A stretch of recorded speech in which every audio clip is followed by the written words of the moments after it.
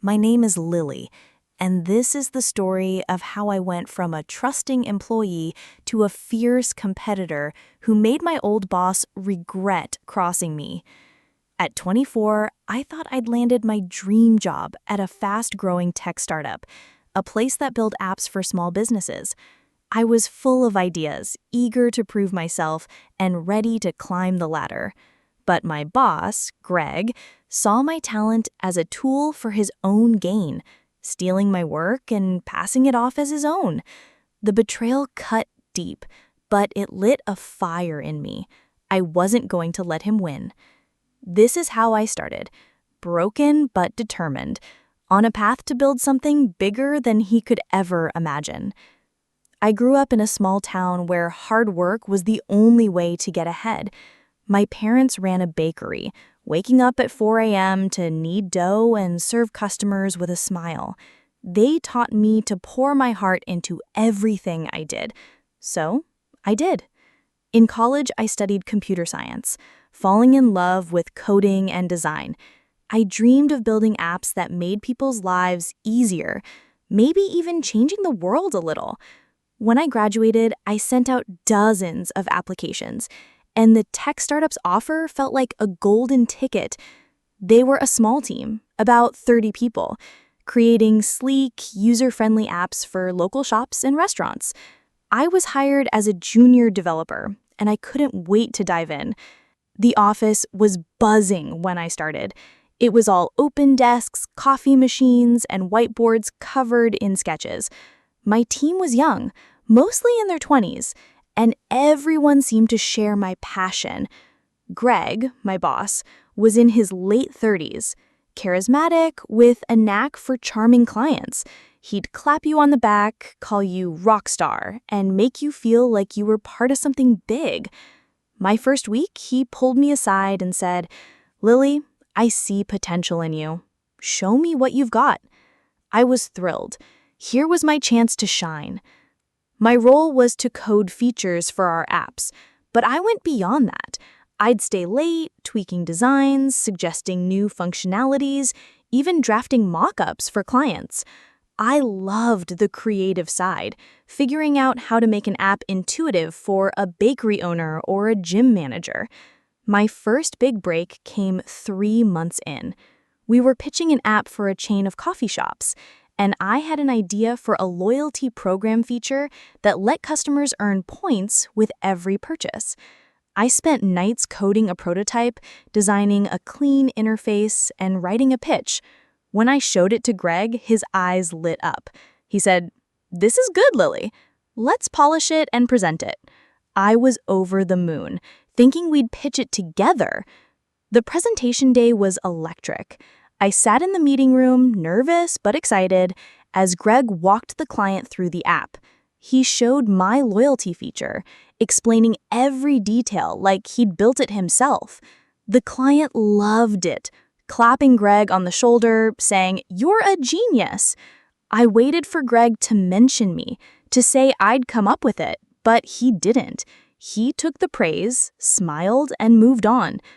After the meeting, I approached him, my voice shaky. "Greg, why didn't you mention I built the loyalty feature?" He laughed, patting my arm. "Lily, it's a team effort. Don't worry, I know your work." I nodded, unsure, telling myself it was fine. I was new, after all. Maybe that's how it worked. But it kept happening. I'd pour hours into new features, a scheduling tool for a salon app, a payment system for a grocery delivery service, and Greg would present them as his own. In meetings, he'd talk over me, saying, "Great input, Lily, but let me explain the vision." My teammates started seeing me as Greg's assistant, not a developer in my own right. I'd hear them whisper, "She's just following Greg's lead." It stung, but I kept working, hoping my contributions would shine through. I was young, eager to please, and I trusted Greg when he said, "Your time will come, Lily." The cracks started showing 6 months in. I was exhausted, pulling late nights to meet deadlines, while Greg took long lunches with clients. My coworker, Sarah, who handled design, noticed. "He's using your work to climb," she warned me one day over coffee. "Be careful, Lily." I brushed it off, not wanting to believe it. But then I saw an email from Greg to a client attaching my mock-up for a restaurant app with his name on it. My stomach dropped. I confronted him, keeping my voice calm. "Greg, that was my design. Why is your name on it?" He shrugged, smiling. "Clients like dealing with the lead, Lily. It's how we close deals. You're still getting paid, right?" I walked away, my hands shaking, feeling like I'd been slapped. The betrayal hit hard. I'd trusted Greg, poured my heart into this job, only to watch him steal my ideas and pass them off as his own. I started noticing other things, like how he'd take credit for Sarah's designs too, or dismiss our teammate Mike's suggestions but use them later. The office wasn't the creative haven I thought it was. It was Greg's stage, and we were just props. I'd go home to my tiny apartment, staring at my laptop, wondering if I'd made a mistake. My parents called, asking how my dream job was going. I lied, saying it was great, because I was too ashamed to admit I felt like a failure. One night, I found a folder on the shared drive labeled Greg's Concepts. Inside were my prototypes, my code, my pitches, all renamed with his initials. I felt sick. This wasn't just oversight. It was deliberate. I saved screenshots, my heart pounding, knowing I needed proof. I couldn't keep letting him do this. But quitting felt impossible. I needed the job, the paycheck, the experience. I was 24, with student loans and rent to pay. I felt trapped, angry, and alone. But something shifted that night. I looked at my code, the apps I'd built, the clients who loved my work, even if they thought it was Greg's. I wasn't nothing. I was good at this, maybe better than Greg. I opened a new bank account, calling it my future fund, and started putting away every spare dollar. I didn't know what was next, but I knew I couldn't stay under someone who stole from me. I wasn't going to let Greg erase me. I'd find a way to fight back, to build something of my own, and make him see what he'd lost when he betrayed me. At 24, I was burning out under the weight of my boss Greg's betrayal. I'd poured my heart into coding apps for our tech startup, a company that built tools for small businesses, only to watch Greg slap his name on my work. My loyalty program feature, my restaurant app designs, all credited to him.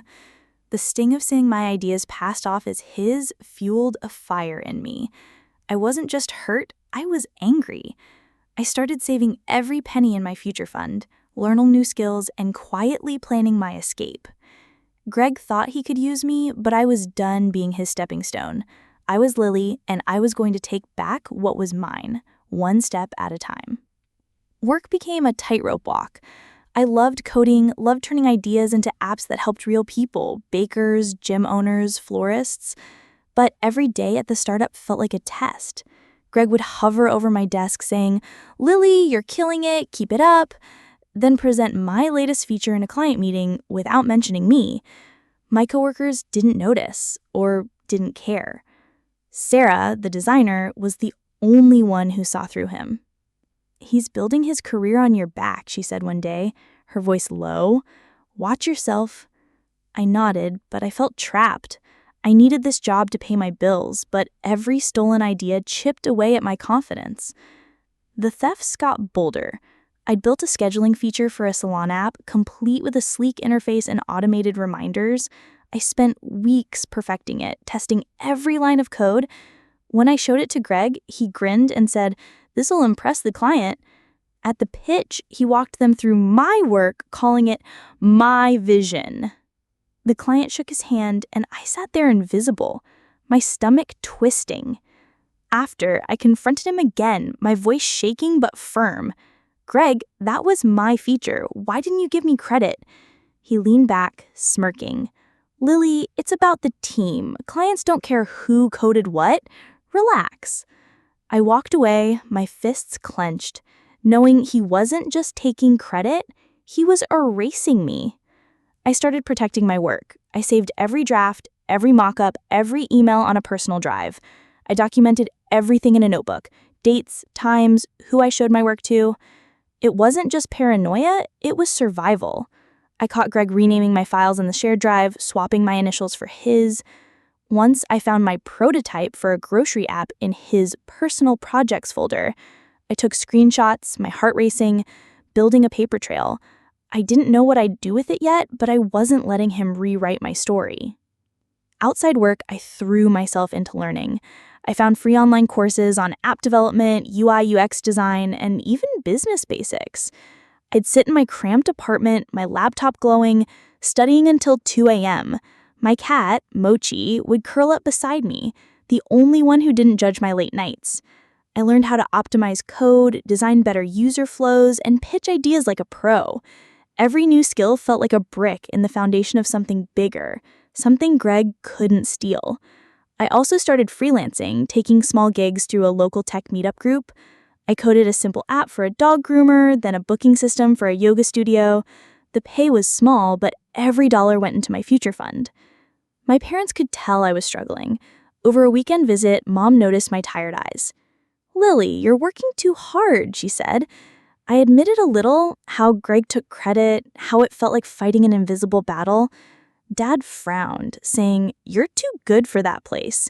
Don't let him dim your light." Their words stuck with me, but I wasn't ready to quit.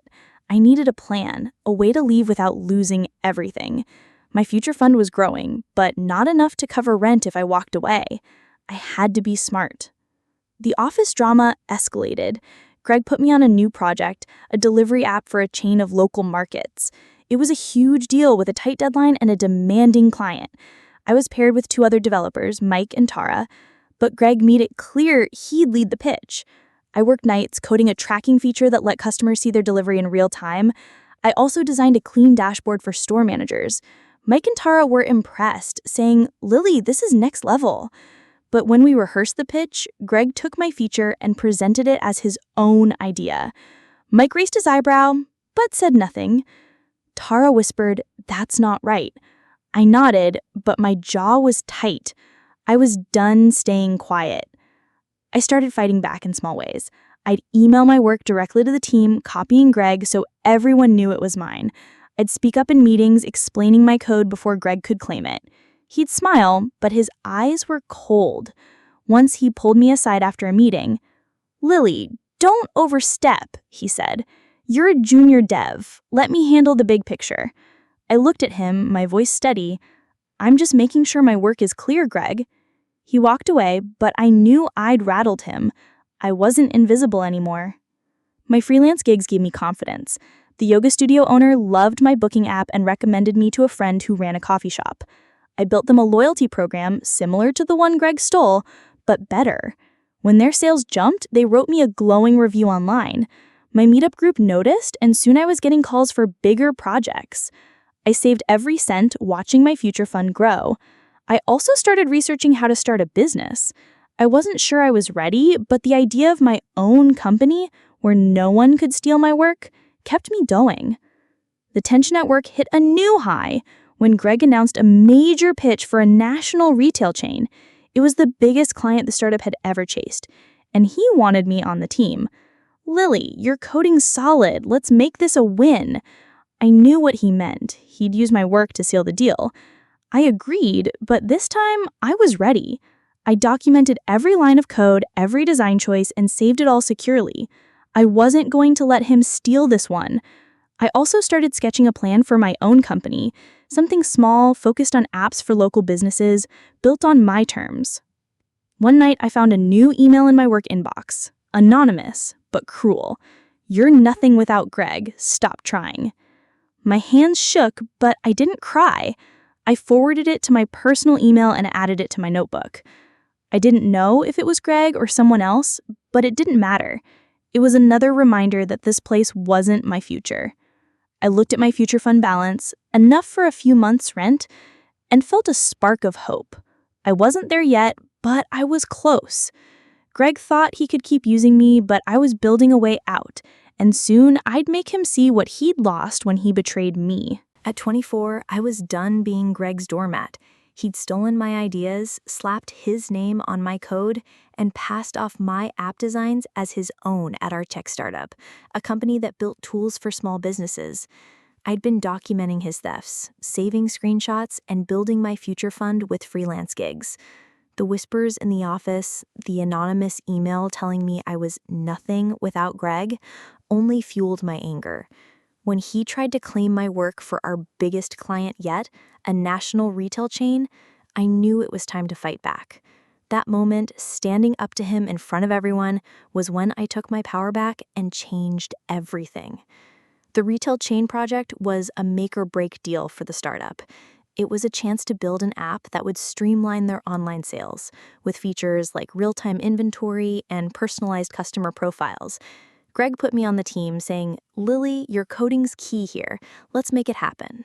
I knew what he really meant.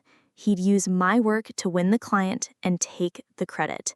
I poured everything into it, designing a sleek interface and coding a recommendation engine that tailored product suggestions based on user habits. I spent nights testing it, making sure every detail was perfect. My teammates, Mike and Tara, were impressed, but Greg barely glanced at my update, saying, "Looks good, I'll hand her the pitch." I wasn't naive anymore. I saved every draft, every line of code, every mock-up on my personal drive. I emailed my progress to the team, copying Greg, so there was a paper trail. I also kept my notebook, detailing every time he'd taken credit or dismissed me. When I found my recommendation engine files in Greg's personal projects folder, renamed with his initials, my blood boiled. It was the same game: steal my work, claim the glory. But this time, I was ready. I printed the files, saved screenshots, and prepared to make my move. The pitch meeting was in a sleek conference room, the client's team watching closely. Greg stood at the front, confident, walking through my recommendation engine like he'd built it himself. He used my mock-ups, my phrasing, even my data projections. The client nodded, impressed, saying, "This is innovative. Who came up with it?" Greg smiled, starting to say, But I cut him off. I stood up, my heart pounding, but my voice steady. "I did," I said. "I coded the recommendation engine, designed the interface, and wrote the pitch. Those are my files, my work." The room went quiet. Greg's face froze, his smile faltering. The client raised an eyebrow, looking between us. I held up my printed screenshots and original drafts, passing them to Tara, who handed them to the client. "These show my timestamps, my emails, my code. Greg's been presenting my work as his own for months. I've got proof, files, notes, even emails where he renamed my designs. I'm done letting him take credit for what I built." Greg stammered, "Lily, this is a team effort. You're blowing this out of proportion." But his voice was shaky, and the client wasn't buying it. I didn't back down. "A team effort," I said. "You didn't mention me once in this pitch. You've been taking my ideas, my loyalty program, my scheduling tool, now this, and calling them yours. I've got a notebook full of every time you've done it. I'm not invisible anymore." I turned to the client, my hands steady. "I built this app because I believe in helping businesses like yours. If you want the real story behind it, I'm happy to share." The client's lead, a sharp woman named Miss Carter, took my papers, scanning them. "This is serious," she said. "We'll need to discuss this." Greg's face was red, but he tried to recover. "Lily's talented, but she's new. I guide the vision." I looked him in the eye. "You guide nothing. You steal. I've been carrying your vision since I started." Mike and Tara exchanged glances, and I saw Tara nod slightly, like she was proud. The client asked everyone to step out except me, Greg, and Miss Carter. She turned to Greg. "Explain this." He fumbled, talking about collaboration, but my evidence was ironclad. Timestamps, emails, my notebook. Miss Carter looked at me. "Lily, you've got our attention. Tell us about your work." I walked her through the recommendation engine, explaining how I'd coded it, why I chose the algorithms, and how it would boost their sales. She listened, asking questions, and I answered with confidence I didn't know I had. When we finished, she said, "Your work speaks for itself. We're impressed." Greg was silent, his jaw tight. After the meeting, Miss Carter pulled me aside. "We want you on this project, Lily, not just your code. Can you handle it?" I nodded, my heart racing. "Yes, I can." Back at the office, Greg called me into his office. "You embarrassed me out there," he said, his voice low. "You're making a mistake." I stood tall. "No, Greg, you made the mistake. You thought you could use me and I'd stay quiet. I'm done with that." I walked out, my hands shaking, but my head high. The client signed with us, but they requested me as the lead developer, not Greg. It was a win, but it came at a cost. The office was colder now. Greg's allies, other senior devs, gave me side-eye. Whispers followed me, calling me dramatic or disloyal. I didn't care. I'd stood up for myself, and they couldn't take that away from me. My freelance work kept me grounded. My side gigs were growing with new clients from my tech meetup group. I'd built an app for a local bookstore that tripled their online orders, and they recommended me to others. My future fund was enough to cover a year's rent, giving me options. I started sketching out a real plan for my own company, something small, focused on apps for local businesses, built on honesty and creativity. I wasn't ready to quit yet, but I was close. I'd shown Greg I wasn't invisible, but I knew he'd come for me again. He wasn't done, and neither was I. That night, I sat in my apartment, my notebook open, Mochi purring beside me. I wrote down every detail of the meeting, every word I said. It wasn't just a record, it was proof of who I was becoming. I wasn't the girl who let Greg steal my work anymore. I was Lily, the developer who stood up, fought back, and refused to be erased. They'd tried to use me, but I was building something bigger. A future where I called the shots and Greg would regret ever thinking he could hold me down. Standing up to Greg in front of the client was like breaking free from a cage.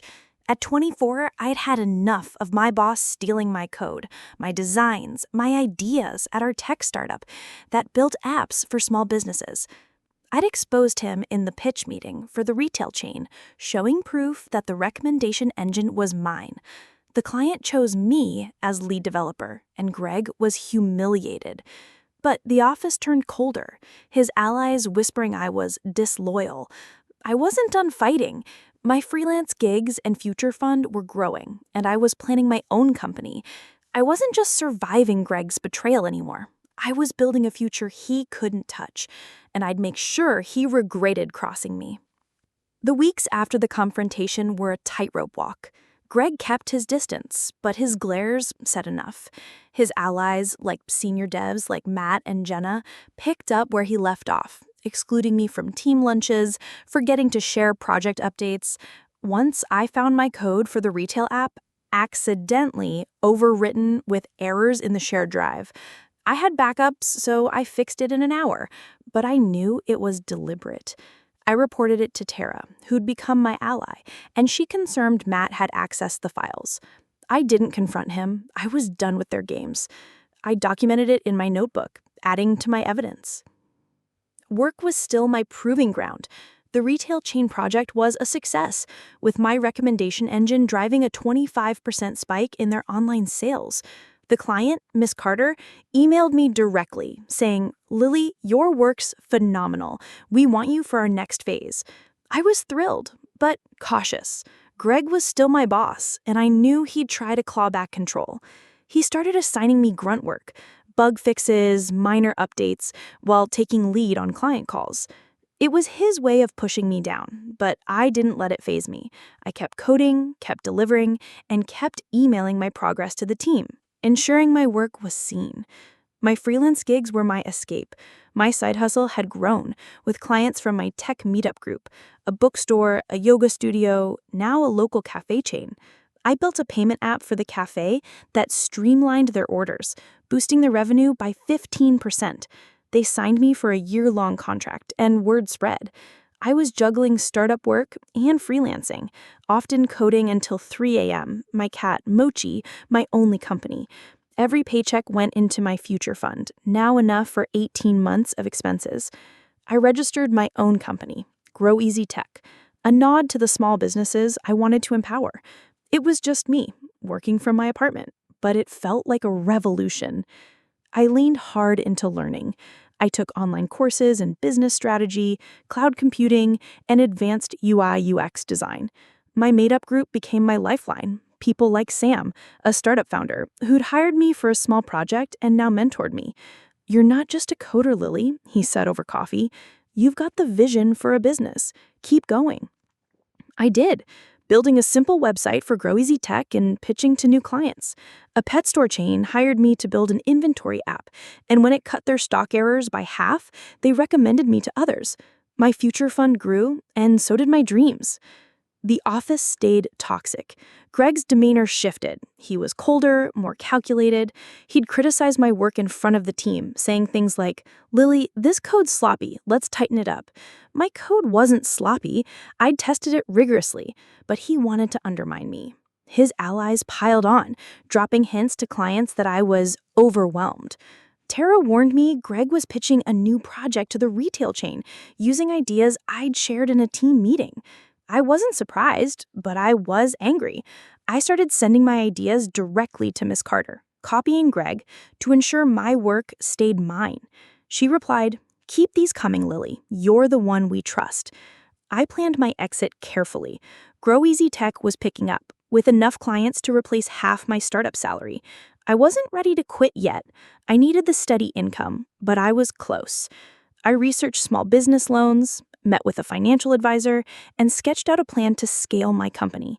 I want to Grow Easy to be different. No stealing, no games, just honest work for clients who valued it. I also started mentoring a younger coder from my meetup group, Priya, who reminded me of myself, eager but unsure. Helping her debug her first app felt like proof I was building something real. The bullying didn't stop. I found a new anonymous email in my inbox. "You're not as good as you think. Greg made you." My hands shook, but I didn't cry. I saved the email, added it to my notebook, and kept working. I knew it was probably Matt or Jenna, maybe even Greg, but it didn't matter. Their words couldn't touch me anymore. I was coding for clients who paid me directly, who thanked me by name. One day, Greg cornered me by the coffee machine. "You're making waves, Lily," he said, his voice low. "Be careful. This industry's small." I looked him in the eye. "I'm not scared of you, Greg. I'm better than you think, and I'm proving it." He walked away, his jaw tight, and I knew I'd hit a nerve. By 25, I was living two lives, the startup's grind and Grow Easy's promise. I moved to a slightly bigger apartment with a corner for my desk and a window that let in light. I bought a better laptop, one that could handle my growing workload. My parents noticed the change. Over dinner, I told them about Grow Easy, how I was building something of my own. Mom hugged me, saying, "You're unstoppable, Lily." Dad grinned, "Show that boss of yours what you're made of." Their pride fueled me. I wasn't just fighting for myself. I was fighting for everyone who'd been used, overlooked, or betrayed. The retail chain project wrapped up successfully, and Miss Carter invited me to a client dinner, bypassing Greg. She said, "We want you on our next app, not just as a coder, but as a partner." It was a huge moment, but it also showed me how fragile my place at the startup was. Greg was losing control, and he'd come for me harder now. I started preparing to leave, saving every dollar, lining up more clients. Grow Easy was my future, and I was ready to make it real. Greg thought he could keep using me, but I was building something he'd never touch. A company, a legacy, a life where I called the shots. At 25, I stood stronger than I ever thought I could. Greg, my boss at the tech startup building apps for small businesses, had stolen my code, my designs, my ideas, claiming them as his own to climb the corporate ladder. I'd fought back, exposing him in front of a major client and proving my recommendation engine was mine. The office turned colder, with Greg's allies whispering I was disloyal, but I was done with their games. My freelance business, building apps for local shops and restaurants, was thriving. My future fund was my safety net, and I was ready to leave Greg's betrayal behind. This wasn't just about surviving. It was about building a life he couldn't touch and making him regret ever underestimating me. The months after the confrontation were a turning point. The retail chain project with my recommendation engine was a hit, boosting their sales by 30%. The client, Miss Carter, insisted I lead their next app, bypassing Greg entirely. He was furious but couldn't push back without looking petty. His allies, senior devs like Matt and Jenna, kept up their subtle attacks, misplacing my files or leaving me out of key emails. Once I found a sticky note on my desk. Know your place. I didn't flinch. I taped it in my notebook next to the screenshots and emails I'd saved. Their games didn't scare me anymore. I was building something bigger. My freelance business was my lifeline. What started as small gigs had grown into a real company. I had 12 clients, local businesses like a pet store, a cafe chain, even a small law firm, all thrilled with the apps I built for them. My inventory app for the pet store cut their stock errors by half, earning me a year-long contract. Word spread, and I landed a deal with a regional bakery to build a delivery app. When their orders doubled, they wrote a testimonial that brought in 3 more clients. I hired Priya, a young coder from my tech meetup group, as my first contractor. Teaching her to design user-friendly interfaces felt like passing the torch. My business wasn't just a side hustle. It was my future.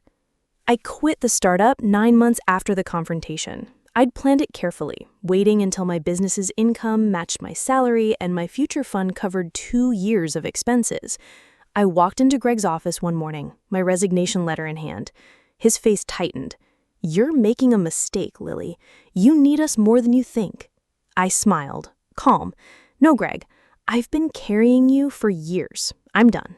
He tried to argue, saying the industry was tough for solo ventures, but I walked out, my head high. Leaving felt like shedding chains. I was free. The fallout was immediate. Greg sent an email to the team framing my exit as pursuing new opportunities. But I heard through Tara that he was bad-mouthing me to clients, saying I was unreliable. It didn't work. Miss Carter, from the retail chain, called me directly, offering a contract to build their next app through my business. "We trust you, Lily," she said. I took the job, delivering it faster and better than the startup ever could. Other clients followed, some even leaving the startup to work with me. My reputation was mine, not Greg's. My business grew faster than I dreamed. By 26, I had 15 clients and a small team, Priya plus 2 freelance designers I'd met through my meetup group. We worked out of a co-working space, a bright room with whiteboards and coffee on tap. I landed a contract with a regional fitness chain, building an app that let users book classes and track workouts. When their membership jumped by 20%, they signed me for a multi-year deal. I wasn't rich, but I bought a small condo in the city, a cozy place with a desk for my work and a view that reminded me I'd made it. I kept learning, taking online courses in leadership and scalable app development. My old college professor, Dr. Lee, became a mentor. We'd meet for lunch and he'd push me to think bigger. "You're not just a coder, Lily," he said. "You're a leader. Scale your business into something that lasts." I took his advice, creating a training program for my team to ensure every app was top-notch. I also started a blog, sharing tips on app development for small businesses. It wasn't about fame. It was about helping others who felt overlooked, like I had. I gave back in other ways, too. I remembered the sting of that know your place note, the way Greg's thefts made me doubt myself. So I set up a scholarship at my community college, funding a computer science student from a tough background. The first recipient, a kid named Jamal, sent me a thank you note that brought tears to my eyes. He wrote, "This means I can keep coding." I framed it in my condo, a reminder that my pain had turned into purpose. I was building more than apps. I was building hope. My personal life opened up too. I'd been so focused on surviving that I hadn't thought about romance. But at a tech conference, I met Alex, a data analyst with a warm laugh and a knack for seeing through my walls. We started as collaborators, working on a client project together. He'd tease me about my late-night coding sessions, but listened when I shared my story about Greg. "You're a force, Lily," he said one night over coffee. He never stood a chance. It wasn't love yet, but it was real and it felt good to trust again. Greg and his startup faded into the background. Tara told me their client list was shrinking, word had spread about their shady practices. Greg lost the retail chain contract after I left, and Miss Carter publicly praised my business instead. I heard he was scrambling, taking on smaller projects, his charm wearing thin. Part of me felt a flicker of satisfaction, but mostly I didn't care. He was my past, and I was done letting him define me. I sold my old startup laptop, the one I'd used under Greg's shadow, and donated the money to my scholarship fund. It was a final goodbye. Now, at 27, I sit in my condo, my laptop open to my latest project, a booking app for a chain of local spas. My team's growing, my clients are happy, and my scholarship fund is helping more students. I'm not a tech mogul or a celebrity, just a woman who turned betrayal into strength. I walk into client meetings with confidence, not fear. I build apps that make lives easier, and my name is on every one. I'm Lily, the coder who was told she was nothing, but built a company instead. Greg tried to steal my work, but I made him regret it with a victory he'll never touch.